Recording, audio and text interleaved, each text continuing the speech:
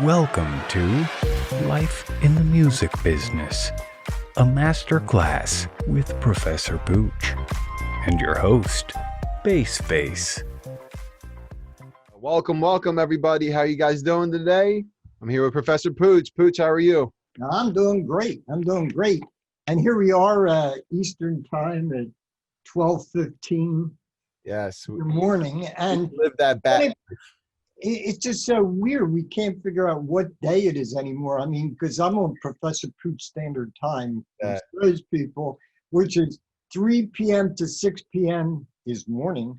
6 p.m. to midnight is afternoon. 12 to 6 in the morning or 7 or 8, whatever time I end up crashing, that's evening.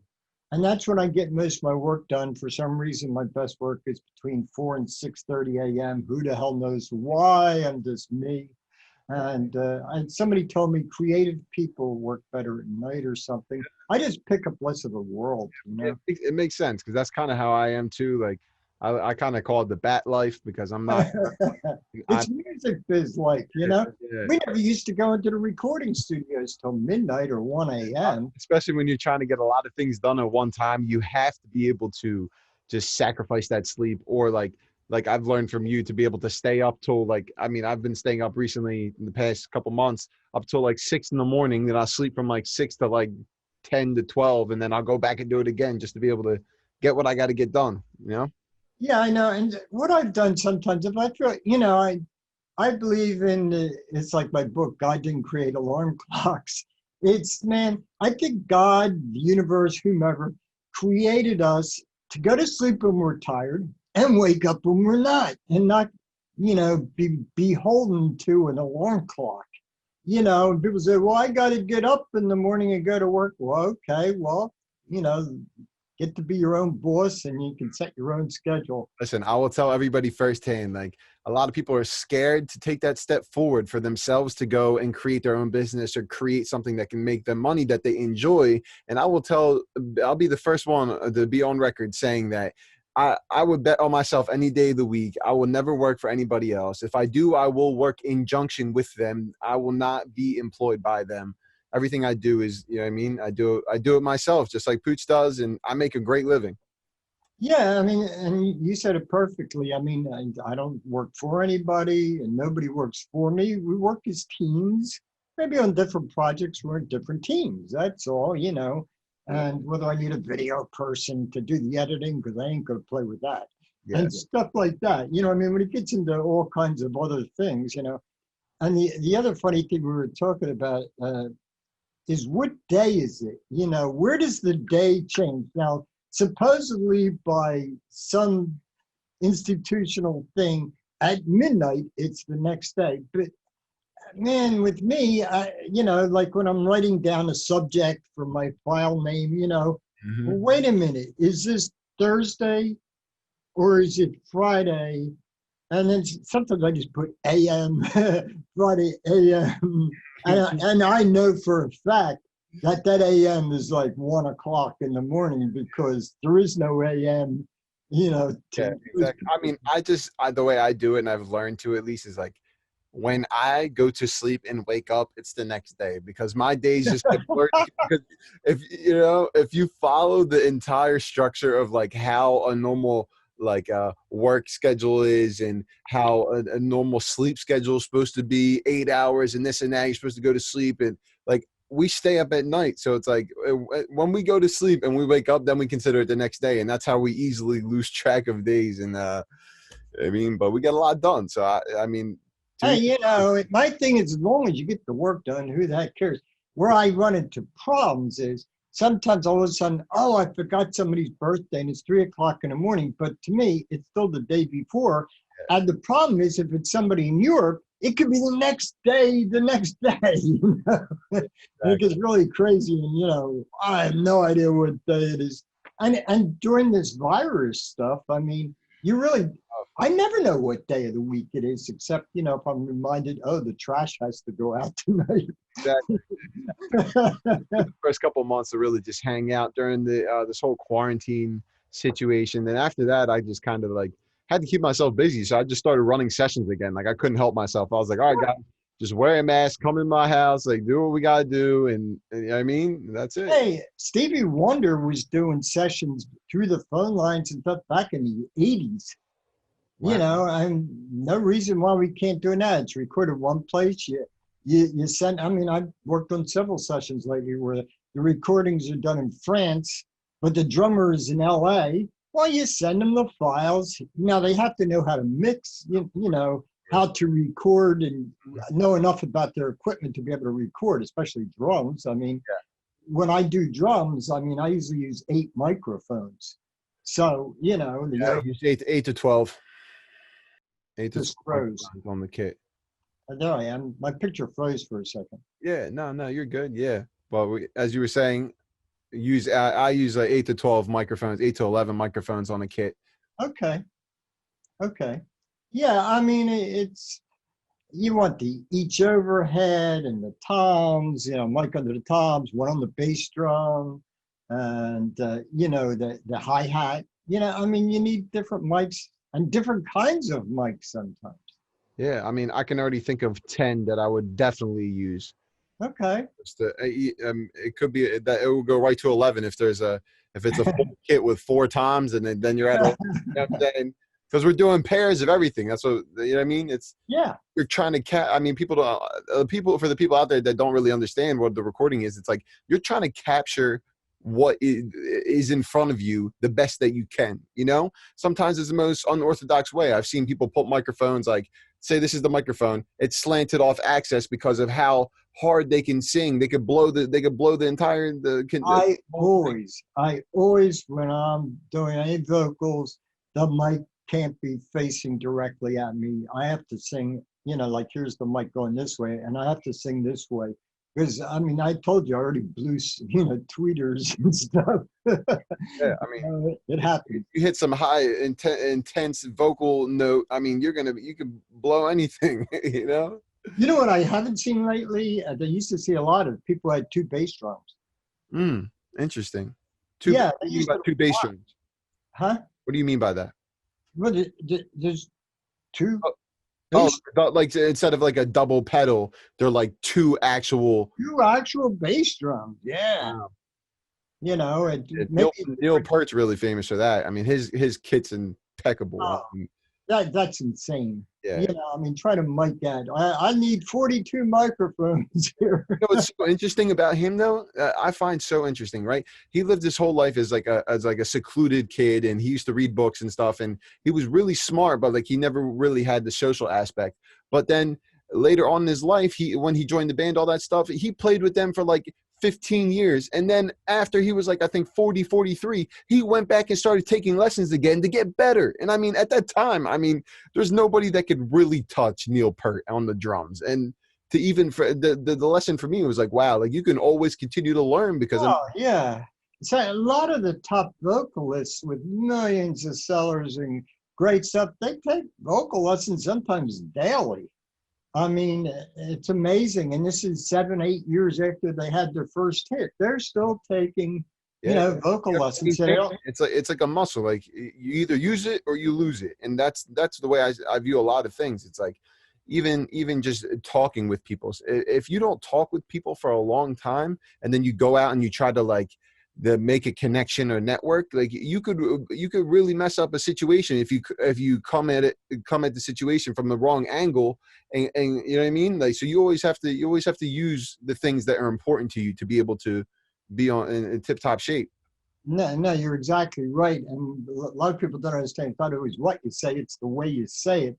Mm-hmm. And if you haven't talked to somebody in a few years or something, they might have changed, and you might have talked to them the way they were, and now they're a totally different human. Yeah. And then you like you're psychotic, and they don't want nothing to do with you, and you're like, oh, I did something. I should go up to them like, Luckily, I learned early in my career to never do things of that nature. I'm always civil with everyone. Like, I don't. I'm joking. No. Just in general. I mean, I don't really necessarily have a public opinion. I'm pretty neutral when it comes to things, but I mean, I do have my own set of beliefs that I believe in, but I prefer to keep those to myself. Yeah, I understand that. I just be me. My thing to anybody, you get along with me, great. Just be real. It's that simple. You be real, whoever you are, be yourself, and we'll get along fine because I'm always me. You get what you get. You Of know course, what of course. I mean? That's even an interesting point that people wouldn't even think about for recording. When you are singing or rapping or doing anything on a microphone, playing guitar, play it like you mean it. Convince me that you mean it. You know, that's an important thing. Oh, boy, is that a big one. Too many people in the studio play not to make a mistake. Yeah. It's that my thing is make big mistakes. I had a bass player in my band years ago. He would make mistakes in the studio that were better than what were planned. You know what I mean? Hey, let's keep that, kind of a You know thing. what? That happens to me a lot in my production on a daily basis, whether I'm working with an artist or I'm working with myself, because of the digital realm that we're working in nowadays, that you could drag a MIDI section that you have of all these chords and put it on the wrong instrument, and all of a sudden you've just made the most innovative, greatest thing you've ever done in your whole life, and probably the greatest thing you'll ever do again in your career Oh, by accident. mistakes are great, man. The Yeah. more mistakes you make, man, some of them are just turn out, wow, I'm keeping that, Yeah, it happened today actually. I was working with a client, and we used his vocal, and I came up with like a double harmonic like minor thing to play on the piano that kind of was like almost like let's say like a vampire type of esque thing, and it turned out to be so cool because I put distortion and put like a guitar amp on his voice, and we used it as the lead for the chorus. It was like the most crazy thing. Hey, I've seen, I've worked with people that have done like major hits, and when they're doing a track, they may work 7 or 8 hours on one sound. I would sit there and just like, Yeah, on one sound, just tweaking it, putting other sounds on top, midiing it or whatever. yeah, I, that's tough right there. Sound design is one of the most underrated, but one of the most complex things ever. I mean, I never knew from the film aspect how much sound design goes in until I saw like a video, I think it was on Instagram or something, where they're sitting there like reenacting footsteps and rain and door closing. I mean, it's the most absurd, like contraptions you ever seen in your life. Things that would never go together in the normal world, but because they're using it to create a sound, it fits perfect. you're exactly right. You're exactly right. Hey, we better get into our main topic. Yeah, no, that was a little. That was fun. Yeah, that was fun, but we have to continue to. We promised people the last episode that we get into. We're up to the third step of step one of my three-step program, where the first step's legal business. Second step is registering everything for protection and to get paid. And then the third step is the plan of action, the plan of attack. Well, I promised we were going to go into next. We covered the songwriters and publishing. If you missed it, check the episode before and watch the numbers. We'll figure out that way to make it real easy for you. Yep. But the next thing is, okay, just like you could be your own publisher, you can be your own record company. Oh. And I always love this because people say, oh, Pooch, how do I start a record company? I just go, poof, you're a record company. Congratulations. That doesn't mean you have great product, right? But that's it. There's no licensing on it. Just search on Google and the different social media and stuff. Make sure nobody else has your name with records after or something. Especially the domain names. That's super important for people out there that are about to start to invest money into their brand. Make sure that you can get the .com. Ah, very, very, very good point. Because oh man, I've seen it where if it's an obvious kind of name and stuff, people buy up a bunches of them and then they sell it. I mean, what Apple had to pay to get iTunes.com kind of thing, it cost them $10 million. Imagine the person that bought that back when the internet started for 10 cents or whatever it was. I mean, Well, it's $20 usually to buy. yeah, I mean, but I don't know if I don't know personally how it was when the internet first came in, because I was just born. But for just like working in website develop, I've been doing website development and stuff since I was 14, writing code and stuff like that. But just knowing the back end of that industry, I mean, you can get a wholesaler account and be getting these domains for $2 compared to the 20 that or 30 people normally pay, and then that's how they make the money. It's not anything else than somebody else buying it and just selling it for a higher price. It's its own market. You're exactly right. And okay, so you want to become a record company, proof you're a record company. Now, where we get into the contracts like this, if you're the artist, you're going to sign a contract with your own record company. Okay.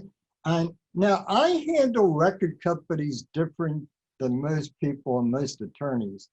I make it a combination production company, record company. It's one thing, I'll explain why. This is how it works. Basically, let's say you're the artist. Okay, well, you're a record company. You put yourself out on that record company. Let's say Sony Records wants you and you decide, oh, this is a good deal. I kind of like this. It becomes Sony Record Company and / your record company, production company. So you're still in control of the recording. That's why you don't deal with majors until you make it yourself, so that they can say, well, you're going to use our songs and stuff. No, I made it with my songs. We're continuing, or the heck with you. Bye, I don't need you. Yep, and that's a hard standpoint. And for people that don't really have that catalog, I feel like that's just a side note. I don't want to deter us, but I mean, building catalogs of music is how you make it in the industry. So I'm just going to put that out there for people. Yeah, no, it does take time. I'm warning you, it does take time and effort and talent and all that stuff like that. But let me go further. So we have the record company, production company. Let's say you decide, and it's so funny, people say, oh, I'm not going to sign any other artists. And 2 years later, Pooch, I found this great artist, So let's say you sign another artist and everything's fine. You put them out on your record company. Let's say the artist, you start working with them and are a pain in the ass and you don't want to have to deal with them. You turn them over to another, maybe a semi-label or whatever of sorts, and you're still the production company. Yeah, in other words, you don't have to lose control of the recording process using your songs and stuff like that. Because if you're successful, you're going to be making money itself, on your own. You don't need the majors and stuff. Yeah. But if the major gives you this totally insane price and, we'll give you $10 gazillion and then we work out a deal. But at that point, they want to give you $10 gazillion because you're selling a lot of product. Indeed. And, so what happens is at that point, you work out a deal where you just use the major label for what you want them to. Like Macklemore uses them for radio airplay.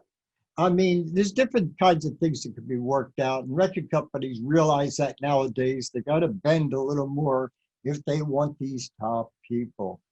So that's basically it. You're an artist, signed to a record company, fine. And by the way, this, I cover from both ways. This is both that maybe you want to start a label, you're not the creative type, and you want to sign artists, and just be real careful who you sign because you're spending time, effort, money, etc. And you want to make sure it's worth it. Don't just sign everybody off the street. Make sure it's who you are, And I whispered, and your reputation. Yeah, well, of course, and that's very important. You're known in the music industry by your name, so you want it to be a good name that people talk in a good way all about it. And that basically takes where the artist record company kind of contract. Most of them. A couple things about record company contracts. I guess we can talk about it and why you don't want to go with the major, because you're signed now, it's not by years anymore, it's by contract periods. And that gets really weird where, you try to read between the lines and all of a sudden you think, wait a minute, It's just 5 periods, not 5 years, and it comes out to 40 months. Okay, that's less than the 60 months of 5 years, but it's not that way. You'll see things like the word capital D for delivery, and they don't count the start of the period until, you hand them, you deliver to them a recording, and then the point is, if they don't like the recording, don't accept it, it's not considered delivered. So the time doesn't start then. And then they still have 9 months after they do accept something to ask for a second one and extend your period. And that thing you thought was going to take 40 months takes 10 years. The trick with that is sign with California, and no personal contract of any sort can last more than 7. I'm not going to get into all the details. Just make sure, if it's not your contract, or don't get one off the internet, get somebody who knows how to write a contract to use it correctly. Now, the only other things we're going to cover under the record company part of it is what can come up is licensing. In other words, a film says, hey, I want to use this recording in this film, or I just want the tracks of your recording. That's why you always record with the vocal, and when you do the final mix, do it without the vocal, because as music supervisors who pick the songs for the films and video games, et cetera, want that underlying track, sometimes that, different kinds of things that might be in the music. But if they want it, you don't give them the recording, you license them the recording. It's called a master use license. With the songs and publishing, you have 3 different kinds of licensing, but for film, it would be a sync license. You're synchronizing the song with a moving image. With a master recording, it's the master use license. And the only other thing that comes up after that with record companies is you want to protect your recording. And you do that by, music business, the only thing like this, where there's 2 kinds of copyrights. You have the song copyright, that's that circle of the C, which is under performing arts. And then you can register your copyright of the recording, and that's a circle, the capital P. Stands for phonogram, but think of it as production. It's easier to remember. Okay, nobody says phonogram anymore. I don't know, that name probably from a century ago. They don't get rid of names. Yeah. But that's a very important thing to think about. And that covers the recording kind of thing to think about at this present point in time. Because I can go into the contracts itself, and we'll cover that on a different thing, because with a recording contract, I could talk for like 3 or 4 of these sessions. Okay, that was a record company. And then next part of step 1, the recording studio. Now this covers several things, like the producer, engineer, featured artists, musicians, backup musicians, backup singers. A lot of people using featured artists nowadays. We'll get into that. But first of all, producers. Producing, the old school producing, the way it was, you worked with the very beginning with an artist or something, and from the beginning of the first song, and what songs this song works, let's pick this song, and all the way to the end, to the final mix and master. Well, it doesn't always work that way anymore. Sometimes it's 2 producers. You might have a tracks producer. Maybe you bought a track, or you do tracks, and by the way, this goes to your record company. You could sell tracks through your record company to other people. Some people get into leasing. I'm not for leasing, because no major label will touch a song that you're using that was a lease, because 30 other people might have the same track on this. Yeah, that's a tough one, I should say, because nowadays everybody is out there releasing beats on YouTube. It's almost become like the new promotion and marketing tactic for all producers to get heard, because it's YouTube's large fan base. But in the end, like you said, if you want to really do something in the game when it comes to that type of stuff, you really need to make sure that you can offer the exclusive and not just be out here selling type beats for Drake type beat or whoever it may be at the moment. I agree with you 100%. And the thing is that I'll be honest with you, I do my own tracks for my own recordings. You know, I've always have, and I want, you know, that's why, you know, I don't sell tracks or anything like that. It's, well, this is me. You know, everybody's different. I'm not saying what anybody else is. I mean, even for me, like I'm super into doing everything myself. So even if I have somebody doing a violin part for me, I'll write it out and then give it to them to play. That's just how you know what I mean? That's what's most native to me. But to each person, there's some people that are just learning the piano and just learning how to just click in the notes, and it's different for each person. Right. No, I agree with you. The thing is to think about with producers agreements, there's some very important points to think about. Samples.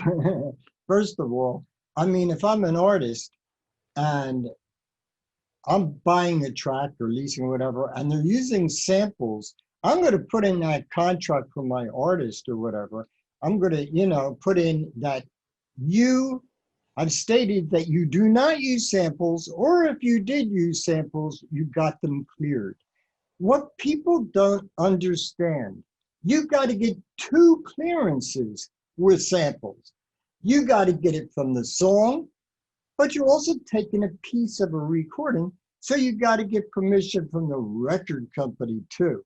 So you got to get 2 different licenses basically for that, you know, and you got to be careful. Thing. I mean, I feel like we've seen that more recently than most times before, because nowadays it's all about just like the melodies, and the reason they use the samples is just because it's a catchy melody. So sometimes it's something that's familiar to the ear, like for instance, like the song by Sting that was used by the producers for Juice WRLD that made Lucid Dreams. Yeah. Yep. I was a big one right there. Hey, if you want to and get permission from it, the most costly one I know of is somebody took one of these standard songs from the 30s or 40s. Oh, what was it? It was some theater song, but it was good, and it was kind of cool. But it cost them 95% of the publishing to do it. So they only got 5% of the publishing left. You know what that actually reminds me of also? That reminds me of the Rolling Stones situation with Bittersweet Symphony. The Verve had they were specifically advised by the Rolling Stones to not release that record, but in turn, the Verve took the entire sample and played it through the whole song, and they took every dollar from that song from them.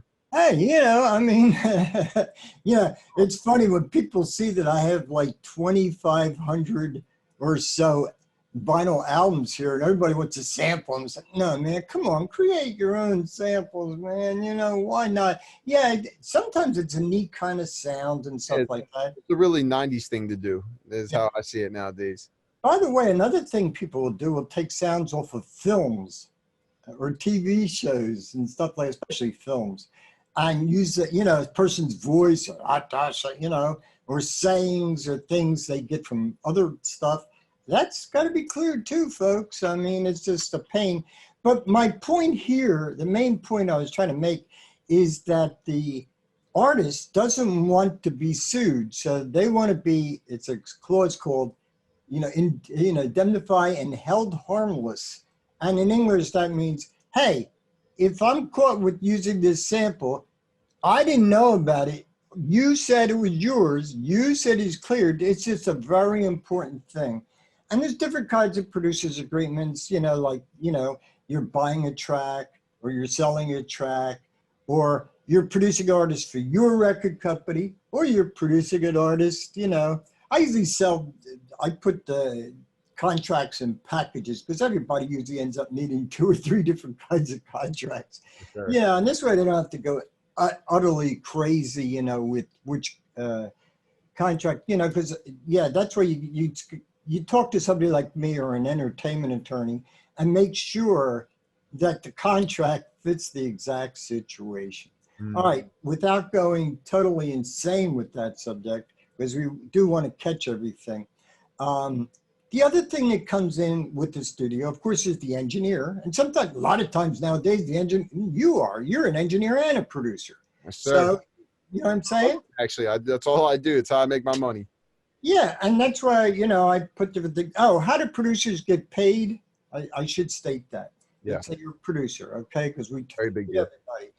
Producers get paid one of three ways normally: cash up front, or by the hour, cash. In other words, by the hour, by the EP, the LP, the project, whatever, they get cash. That's what they get. It's a work for hire. That's what that means.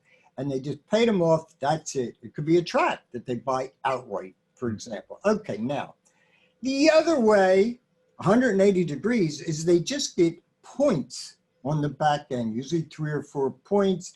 And I always get the question, what the hell are points? Points just means percentage points, and it's usually of the retail selling price or the licensing price. Say the licensing was $100, and they get 4%. Okay, they get $4, kinds of things. But that's a very important thing to think about. But there's also a medium. You want to get to the situation where you're getting cash up front and points in the back end. Now, what this cash up front usually becomes at that point is an advance. Your advance is a certain amount of money, and when the money is paid back through the artist is always the lowest person on the totem pole. The producing money comes out of the artist. They made that years ago, and it kind of stuck. At that point, after your money is paid back, okay, then you start getting these 3 or 4 points. Now, if you're the producer that did the whole production from beginning to end, the tracks, or the producing with the voices afterwards, even with the finished 2-track, you did that, plus put the voices and did everything all itself, the normal is 3 to 4 points. What I do sometimes, if it's somebody buys a track, but then there's a final producer where they add the voice, maybe some sweetening, it's called, like maybe another instrument or some effects or whatever. And I'll make it 2 points for the original one, 2 for the final producer. If the original person give them a 2-track mix.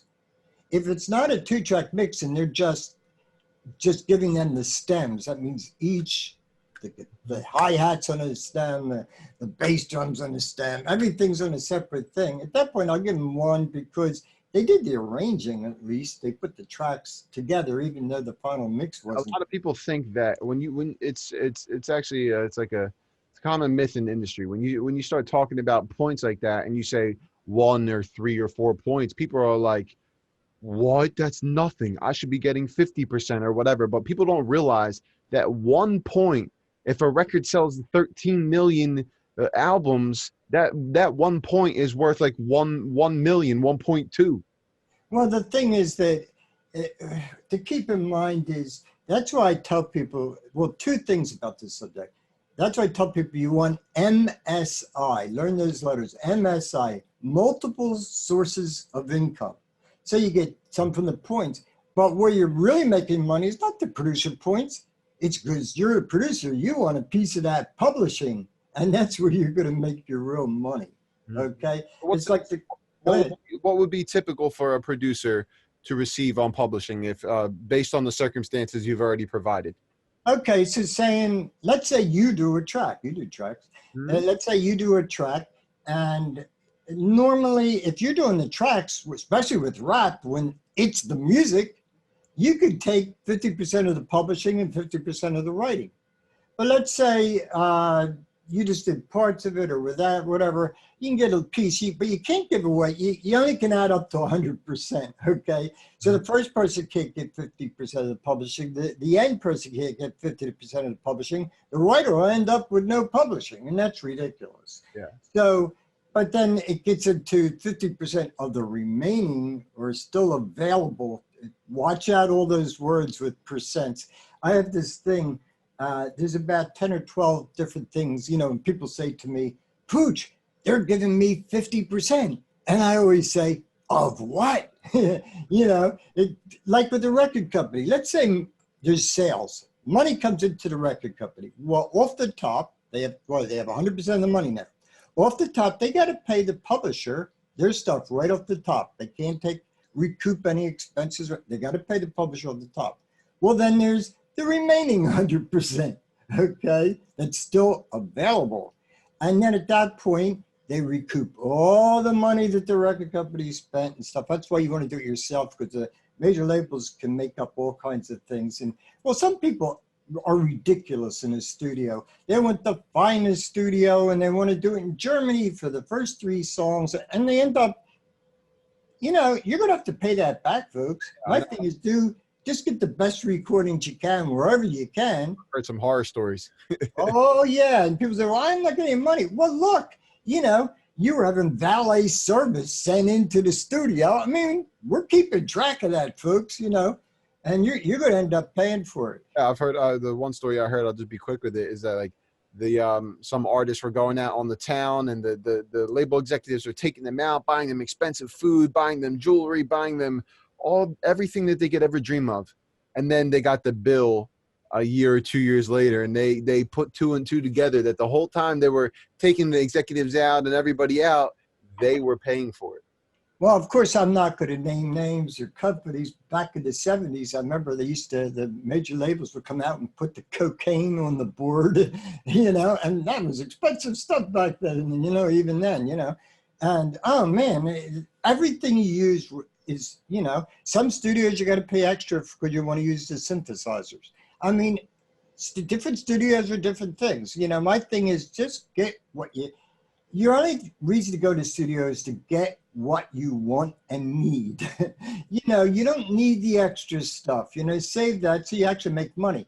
But the point is, if you're doing it yourself, you're going to be more careful because you don't have all that money to put all that cocaine and everything else, you know, and stuff like that. By the way, I tell people to definitely stay away from any place that has cocaine in a studio. And it's not what happens is it affects your hearing. I've seen with engineers especially.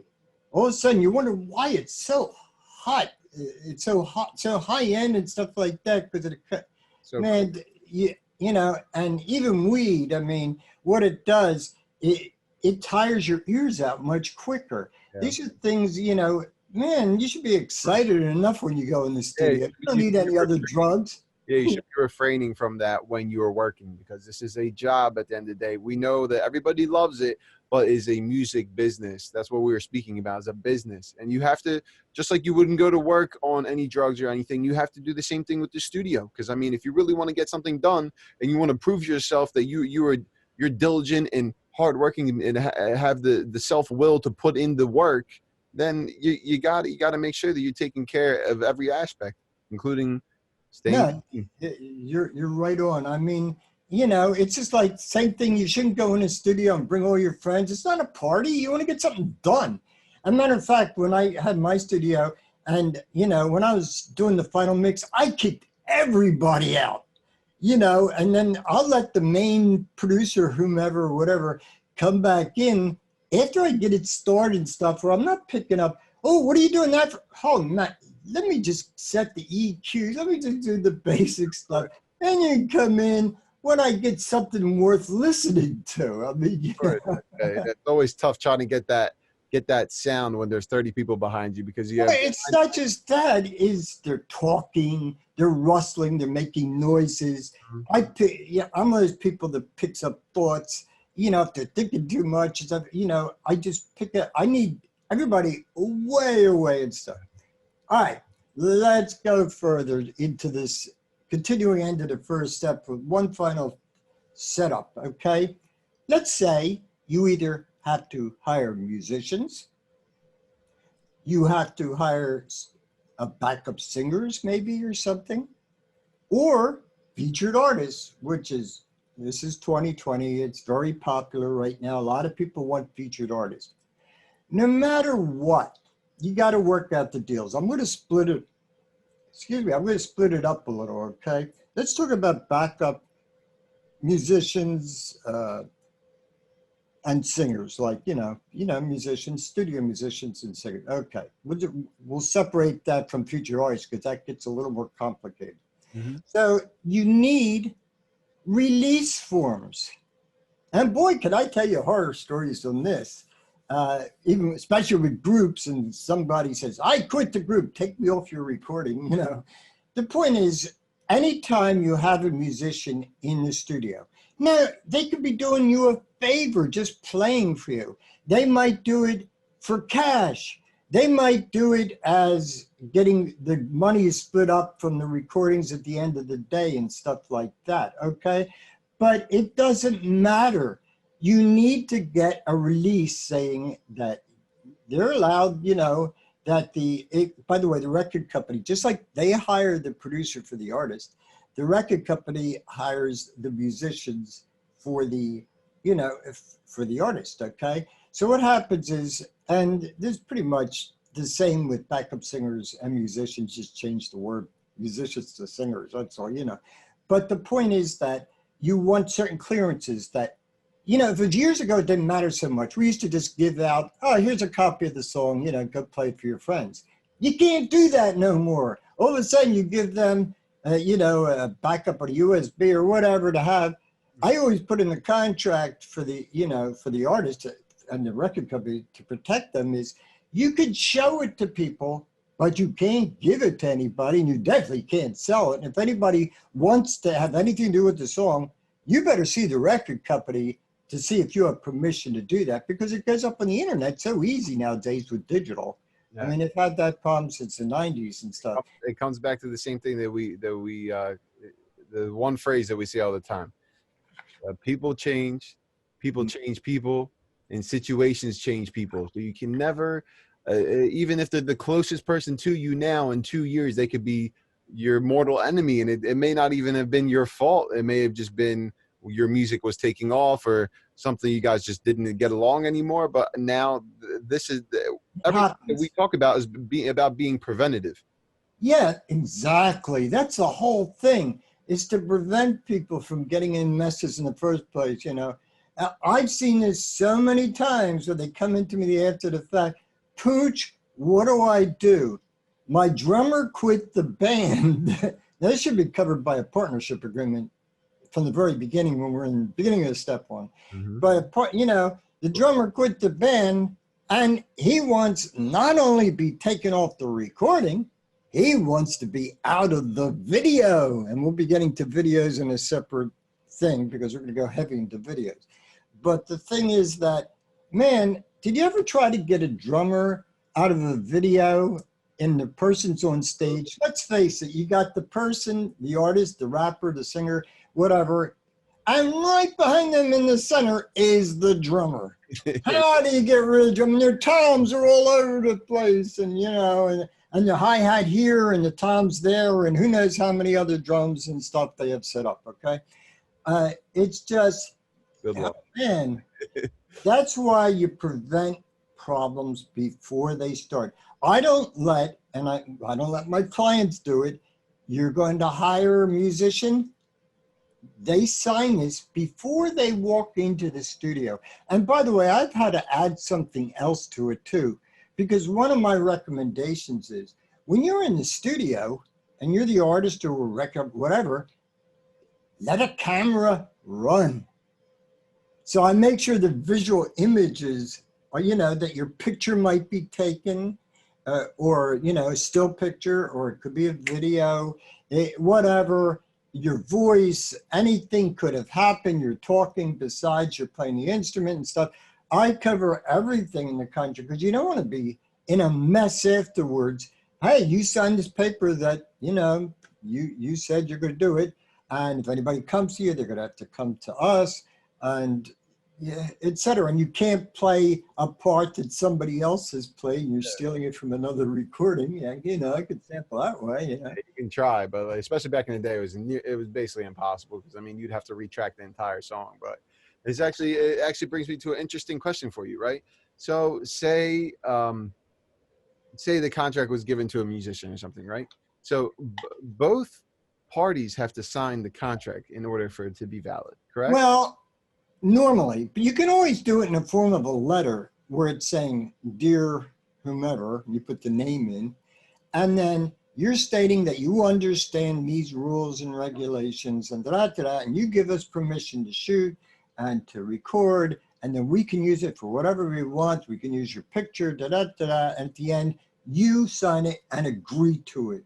So it only has to be signed by one person, okay. The person that's going to be the musician. And we're going to get into that with videos later too. But we got to cover featured artists, which is Very very big nowadays. huge nowadays. I know artists that are that have a career based on features because those people are singing hooks. Yeah.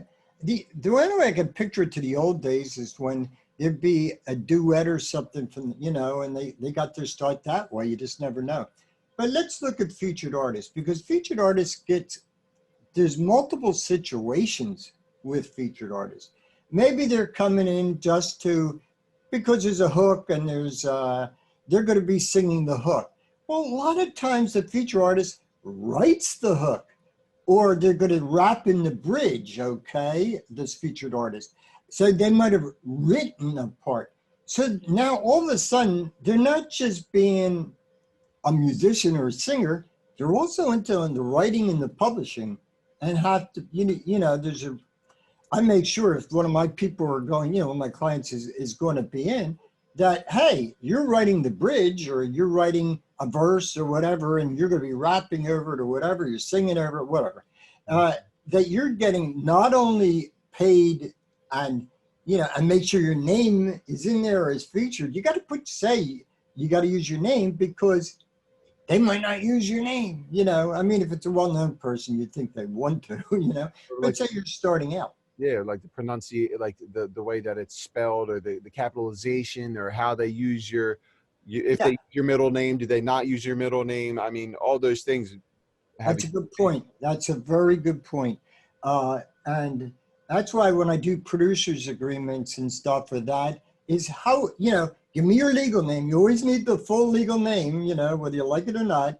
And then give me what you want me to list you as. It works with the producers, if you want to say produced by, like with you, it's produced by BACEFACE, instead of your whole legal name, which will also be in the contract. Or I could put my name, my producer name, in between as my middle name, in between my whole name. Yeah, I've done that times where I just, do it with the first and last name. And if it's just the middle name, hey, you just put quotes around it. That's all. But I like to do the whole legal name and then comma, AKA, also known as, and then in quotes, what they want to be called. And in a producer agreement, it's later in the contract, I also state, this is how we're going to list it. Tell us if you want it different, produced by, and because they might want to name and they might want to name their studio, produced by at so-and-so studios, or for so-and-so productions, it could be all different kinds of things. But it's a very important thing to cover, with featured artists. I mean, it's a great thing for a lot of people. It's helped, like you said, it's helped helped a lot of people actually become well-known is by doing featured artist kind of thing. But you want your name to show up, but from the artist record company standpoint of view, we own what you wrote there, folks, for the recording. You can't say, oh, you can't use that anymore, I'm sorry, I got it on contract, Yes, you should get a piece of the writing. Yes, you get a piece of the publishing, because you wrote a piece of it. I understand that. That's fair. At the same point in time, you don't say we can't use it, because I got a release from you as the featured artist. The publishing and songwriting is a separate agreement. It can't be on the same agreement, because they're two different copyrights. Remember I said keep them separated. You have the song and publishing, and you have the featured artist is covering the recording. So they're two different copyrights. The collaboration like that is so interesting, using a featured artist or producers and that type of stuff, because it's almost like the best way. I'm a visual learner, so the best thing for me is to see it as like two crowds combining together. So like to me, I equate that to a fan base. So like this person may have a certain fan base, but this person has a different fan base. Then they combine together, and it's just like, it's almost like if like Nike and an NBA player do a collab. It's a similar thing. It's like they're combining both efforts together to create something bigger than themselves. I agree with you 99%, but I will tell you this, Nike and Reebok are not going to do a commercial together. Of course.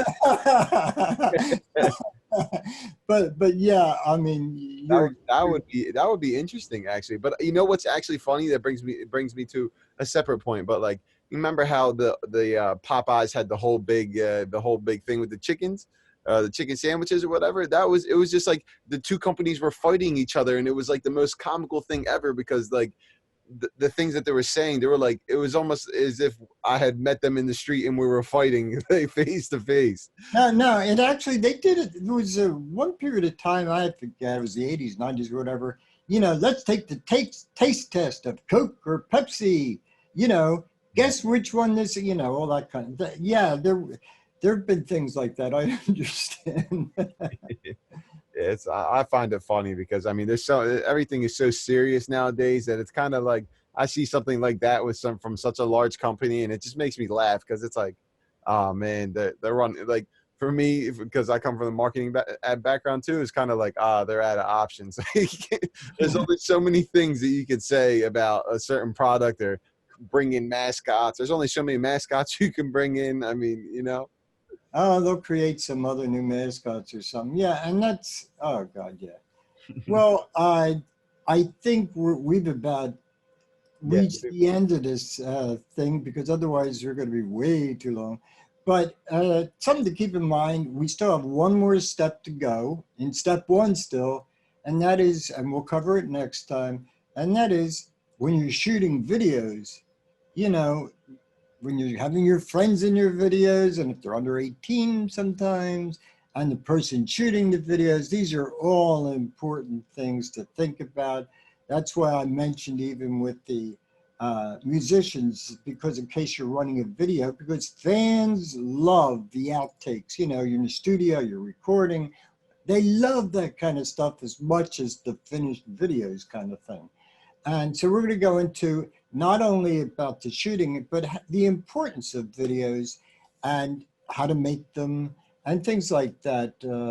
As we said, it's not music anymore, it's multimedia. So we will be covering into it because, I mean, let's face a fact. 90% of people that want to hear a particular song go to YouTube. Case closed. You need videos, even if it's just lyric videos, but you want to be protected. You want everything just right. And that's where we're going next. Perfect. So stay tuned. And I guess I could say today, stay tuned for the next episode.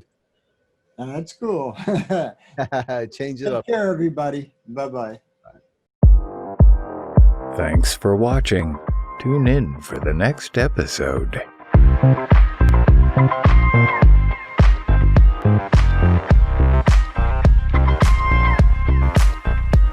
Thank you.